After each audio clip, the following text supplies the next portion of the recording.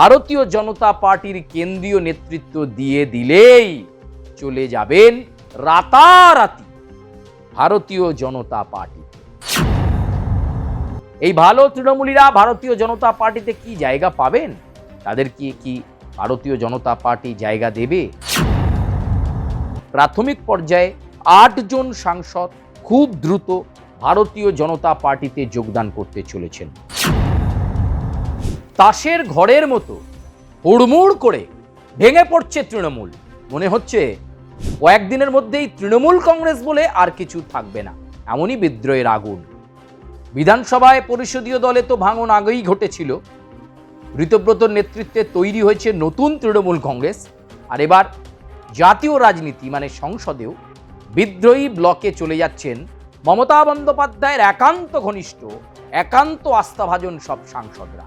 রাতারাতি ভোল বদল, এখন দলের বিরুদ্ধে অনেকে বিষোদ্গার করছেন।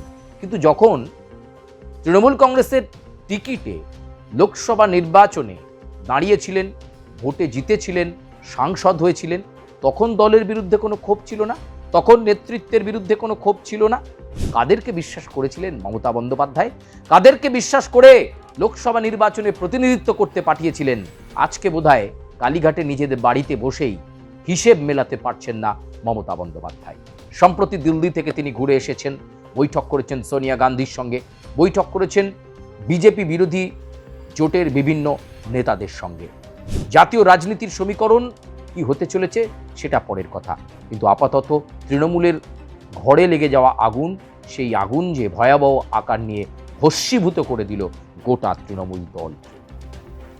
এমন পরিস্থিতির মধ্যে এবার ভালো তৃণমূলীরা যাবেন কোথায়? হ্যাঁ, ভালো তৃণমূলীরা সবকিছু ঠিকঠাক থাকলে তারা চাইছেন ভারতীয় জনতা পার্টিতে যোগদান করতে। কারা এই ভালো তৃণমূলী? অলরেডি ৮ জন এমন সাংসদ রয়েছেন যারা আপাতত পুরনো তৃণমূল থেকে বিদ্রোহী ব্লকে যোগদান করেছেন, বিদ্রোহী ব্লকে রয়েছেন।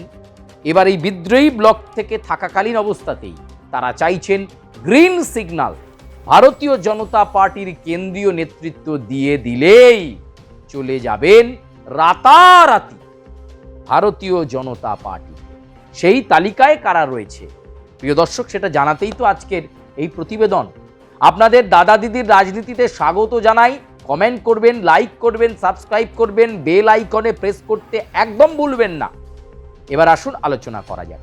বিদ্রোহী ব্লকে প্রথমেই ভারতীয় জনতা পার্টির সঙ্গে যোগাযোগ করতে শুরু করেছেন যে নামটি, তিনি হচ্ছেন কাকলি ঘোষ দস্তিদার। সবকিছু ঠিকঠাক থাকলে আগস্টের প্রথম সপ্তাহের মধ্যেই ভারতীয় জনতা পার্টিতে যোগদান করতে পারেন কাকলি ঘোষ দস্তিদার। কাকলি ঘোষ দস্তিদারের পর আর একজনের নাম আসছে, অভিষেক বন্দ্যোপাধ্যায়ের অত্যন্ত ঘনিষ্ঠ, বিদ্রোহী ব্লকে নাম লিখিয়েছেন। একটা সময় দিল্লিতে তার এমপি ফ্ল্যাট অর্থাৎ সাংসদের ফ্ল্যাট থেকে তৃণমূল কংগ্রেস পরিচালিত হতো। তাকে দল প্রথমে বিধায়ক করেছিল, সাংগঠনিকভাবে অত্যন্ত গুরুত্বপূর্ণ ভূমিকা পালন করেছিলেন।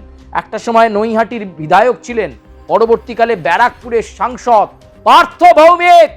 সেই পার্থ ভৌমিক ভারতীয় জনতা পার্টিতে পা বাড়িয়ে রয়েছেন। শুধু গ্রিন সিগন্যাল দিলেই ভারতীয় জনতা পার্টিতে চলে যাবেন ভালো তৃণমূলী পার্থ ভৌমিক। এখানেই শেষ নয়, তালিকা আরো লম্বা আছে। আপনারা জানেন সুখেন্দু শেখর রায়, তিনি কিন্তু ইস্তফা দিয়েছেন। তিনিও মুখিয়ে রয়েছেন কখন তাকে ভারতীয় জনতা পার্টি যোগদান করায় এবং ভারতীয় জনতা পার্টি টিকিট দিয়ে আবার রাজ্যসভায় সুখেন্দু শেখর রায়কে পাঠায়। সুস্মিতা দেব সেই তালিকা থেকে বাদ যাচ্ছেন না, তিনিও বিজেপির সঙ্গে যোগাযোগ করতে শুরু করে দিয়েছেন। বিজেপির কেন্দ্রীয় নেতা, সাধারণ সম্পাদক, সংগঠন, বিভিন্ন স্তরের স্তরভিত্তিক নেতাদের সঙ্গে নিবিড় যোগাযোগ রাখছেন এই ভালো তৃণমূলীরা। এই ভালো তৃণমূলীরা ভারতীয় জনতা পার্টিতে কি জায়গা পাবেন? তাদের কি ভারতীয় জনতা পার্টি জায়গা দেবে?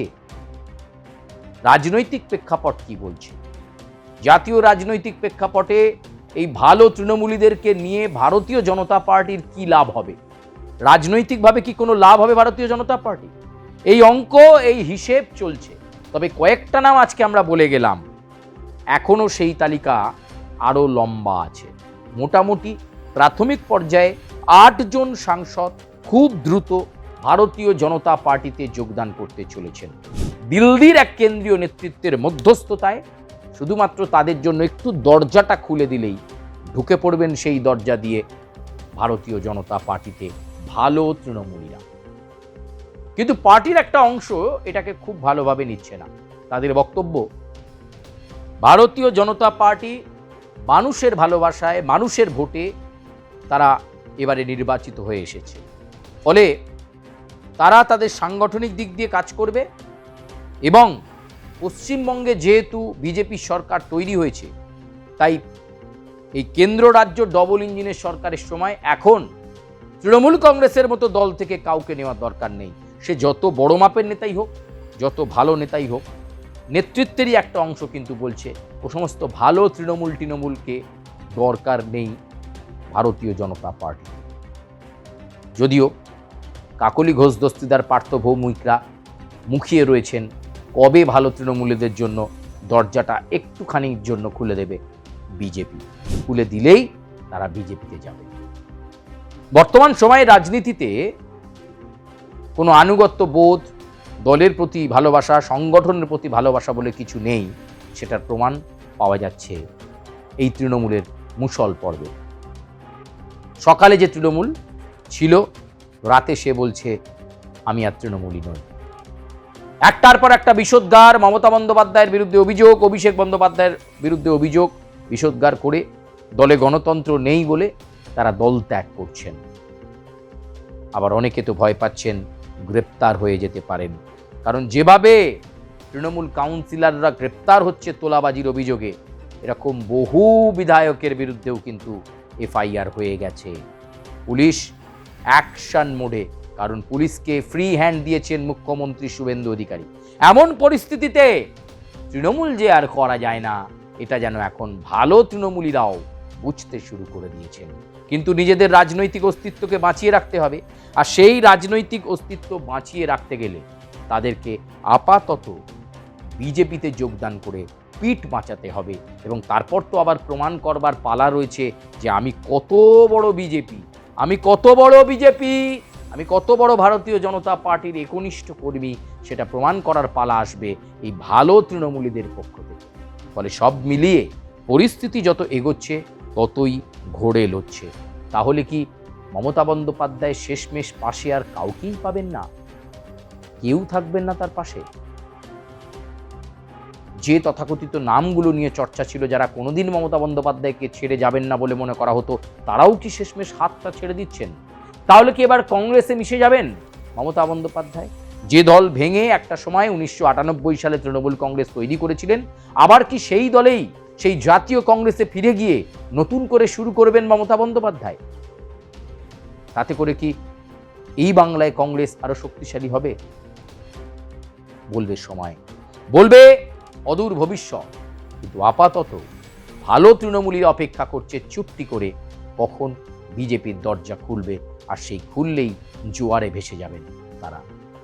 প্রিয় দর্শক, দাদা দিদি রাজনীতি আজকের মতো এ পর্যন্তই। আপনারা লাইক করবেন, কমেন্ট করবেন, সাবস্ক্রাইব করবেন এবং বেল আইকনে প্রেস করতে ভুলবেন না। আমরা চেষ্টা করব আপনাদের কাছে আরো সুন্দর, নিখুঁত, বিশ্লেষণাত্মক প্রতিবেদন তুলে ধরার জন্য। ধন্যবাদ।